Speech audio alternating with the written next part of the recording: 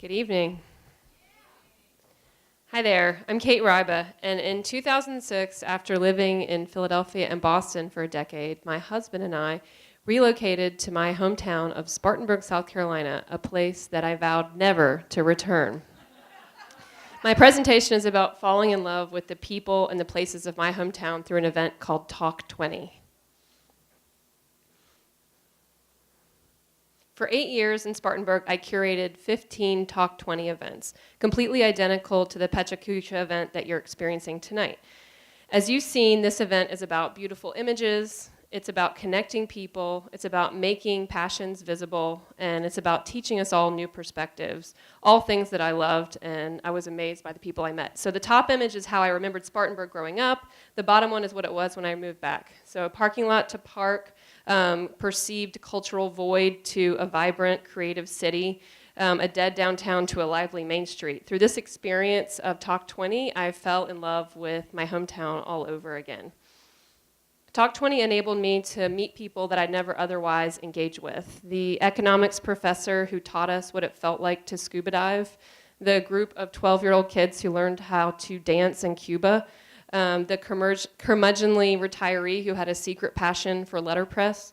I met all these folks, and I'm going to show you a few of their slides. So this is Ashley Fly. He was the first person to present at the first Talk20, a local realtor. He gave his presentation in a tuxedo on his way to a black tie event. I thought, what have I done? This is local fauna from his real estate excursions in town. Talk20 introduced me to the characters of our city. B.G. Stevens, the unofficial mayor of Glendale, which is a tiny, cool mill village in Spartanburg County, gave a presentation about the history of the mill, its people, and its demise, and he nearly combusted himself on stage with the passion he felt for this place.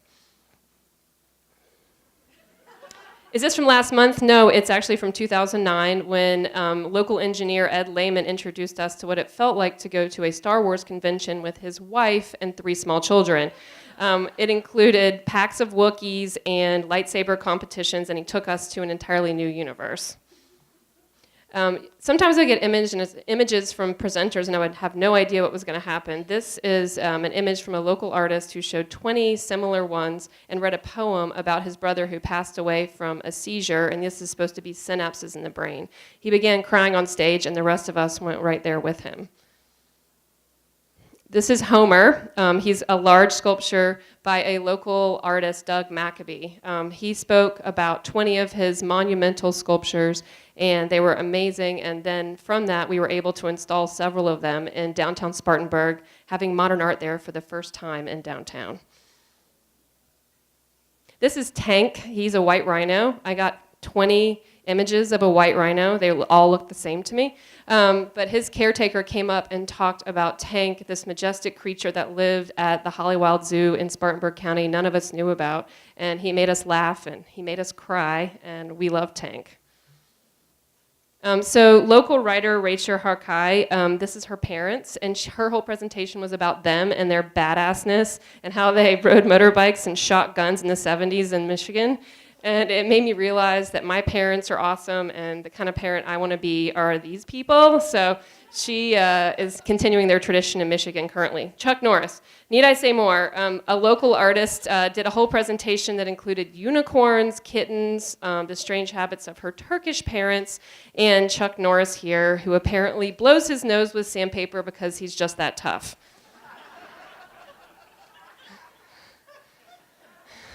Really. Meet Miller, the terror of Spartanburg's downtown neighborhood, Hampton Heights.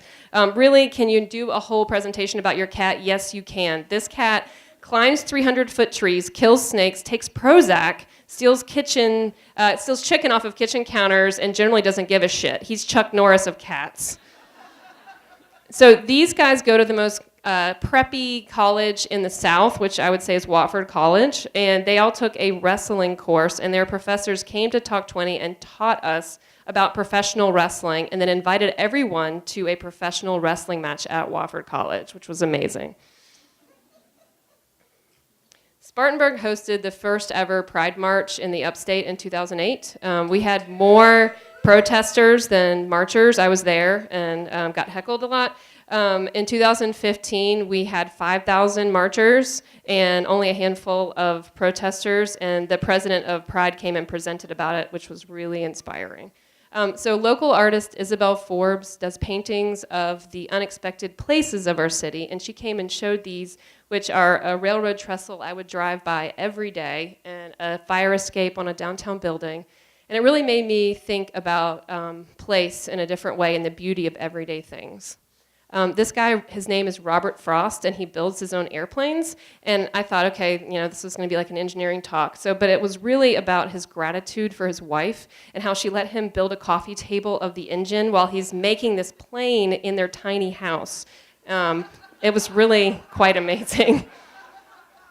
This is Assistant City Manager Chris Story. Talk20 provided him with a platform for personal therapy about how Spartanburg isn't Greenville, and he really coached us all through loving our city and how we all had to contribute to make it a better place to live. So 20 images of really boring plants. I was worried, but local professor Ben Montgomery gave a presentation about the everyday plants we see in our yard, and it was fascinating. He made the ordinary extraordinary and then quizzed us at the end of his presentation, complete with throwing out prizes to whoever got the right answer. So my husband put this slide in his presentation, which he didn't show me until the night of.